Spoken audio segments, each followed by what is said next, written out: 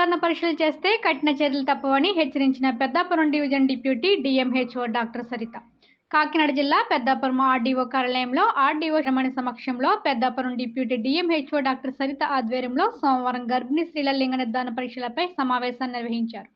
ఈ సమావేశంలో లింగ నిర్ధారణ పరీక్షలకు ప్రోత్సహించిన వారిని, లింగ నిర్ధారణ పరీక్షలు చేసిన వారిపై కఠిన చర్యలు తీసుకోవడం జరుగుతుందని, దానికి సంబంధించిన విషయాలను ఆర్డీఓకు వారు వివరించారు.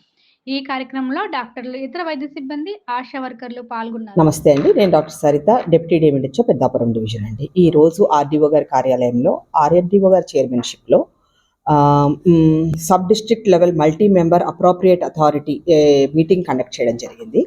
ఇది ఏంటంటేనండి, లింగ నిష్పత్తి, స్త్రీలు, ఆడపిల్లలు తక్కువగా ఉన్న ఏరియాల్లో మేము నిఘా పెట్టి డెకాయ్ ఆపరేషన్స్ అయితేనేమి, లేకపోతే ఈ డివిజన్ అంతా కూడా ఇన్స్పెక్షన్స్ చేయడం అయితేనేమి, స్కాన్ సెంటర్స్ మీద ఇవి చేయడం జరుగుతుందండి. కాబట్టి దీంట్లో ఎన్జిఓస్ కూడా మెంబర్స్గా ఉంటారు. సో మెడికల్ అండ్ హెల్త్ సిబ్బందితో ఆర్డీఓ గారి సమక్షంలో మేమందరం ఇక్కడ మీటింగ్ కండక్ట్ చేయడం జరిగింది. పెద్దాపురం డివిజన్లో 39 స్కాన్ సెంటర్స్ ఉన్నాయండి. గవర్నమెంట్ అయితేనేమి, ప్రైవేట్ అయితేనేమి, ఇవన్నీ కూడా మేము ప్రతి నెల ఇన్స్పెక్షన్ చేయడం జరుగుతుంది. ఒక్కొక్క ఏరియా ఎంచుకొని డెకాయ్ స్టింగ్ ఆపరేషన్ చేయడం జరుగుతుంది.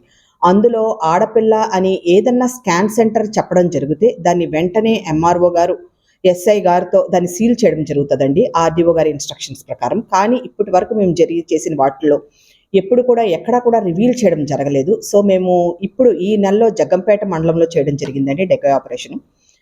క్రితం నెలలో ఏలేశ్వరం, అంతకుముందు తుల్లో కూడా చేయడం జరిగింది. కాబట్టి వీటన్నిటిని ఈ రిపోర్టు, ఈ డేటా సబ్మిట్ చేయడం జరిగింది.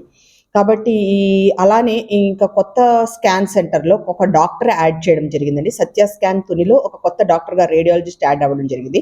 అది కూడా పర్సనల్గా నేను వెళ్ళి ఇన్స్పెక్ట్ చేసి ఆ కొత్త డాక్టర్ గారిని కూడా చూసి అతని సర్టిఫికేట్స్ కూడా ఇన్స్పెక్ట్ చేయడం జరిగింది. కాబట్టి అన్నీ కూడా కరెక్ట్గానే ఉన్నాయండి. సో అది కూడా మేము ఇప్పుడు ఆర్డీఓ గారితో సైన్ చేయడం జరిగింది. అది పైకి ఇప్పుడు district member authority chairperson collector గారికి అది ఓకే అయ్యాక, అవి శాంక్షన్ అయ్యాక అది శాంక్షన్ చేయడం జరుగుతుంది. కాబట్టి ఈరోజు ఈ కార్యక్రమాలన్నీ చేశామండి. ఇందులో పబ్లిక్ కూడా పూనుకొని ఎక్కడ కూడా అలాంటి వివక్ష ఉండకుండా చేయడంలో పబ్లిక్ పాత్ర కూడా ఉందండి.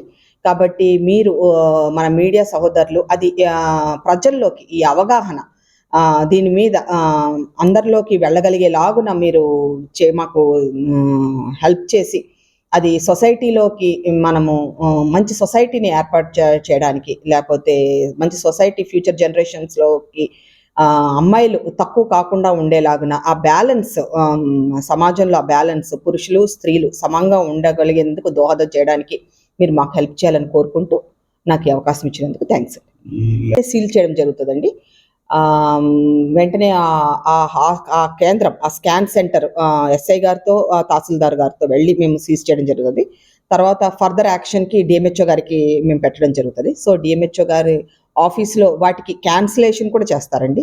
నెక్స్ట్ లీగల్గా కూడా వాళ్ళకి ఇంప్రిజన్మెంట్ ఇవన్నీ కూడా ఉంటాయండి. అంటే ప్రతి పిహెచ్సిలో కూడా మీటింగ్స్ అండి, ASHA level, ANM level, anganwadi లెవెల్లో కూడా ఎంతగా మేము అవగాహన కార్యక్రమాలు ప్రతి నెల కండక్ట్ చేస్తున్నామంటే మెడికల్ ఆఫీసర్స్తో ఎక్కడన్నా ఒక్క స్త్రీ ఎక్కడన్నా చిన్న అబార్ట్ అయింది అంటే అది ఎలాగైంది, కావాలని అయిందా, లేకపోతే స్పాంటేనియస్ అంటే దానంతట అదయిందా, లేకపోతే ఏమన్నా లోపల పిండం బాగోకపోవడం వల్ల డాక్టర్స్ పర్యవేక్షణలో అయిందా, లేకపోతే అమ్మాయి అని తెలిసి దానివల్ల అయిందా అన్న లెవెల్లో అంత నిఘా అన్నది పెట్టడం జరుగుతుంది. ఎందుకంటే అవగాహన స్టాఫ్కి మేము అంత ఇదిగా ఇచ్చామండి. కాబట్టి అవేర్నెస్ అన్నది కింద లెవెల్ వరకు, ఆశా లెవెల్ వరకు కూడా మేము ఇచ్చి ఇది మానిటర్ చేస్తున్నామండి. మాకు ఎవ్రీ మంత్ సెక్టర్ మీటింగ్ అని ఉంటుందండి పిహెచ్సిస్లో. ఎంఓ గారి మెడికల్ ఆఫీసర్ ఆధ్వర్యాన ఇవన్నీ కూడా ఆ మీటింగ్లో చర్చకు వచ్చి అవన్నీ మానిటర్ చేయడం జరుగుతుంది.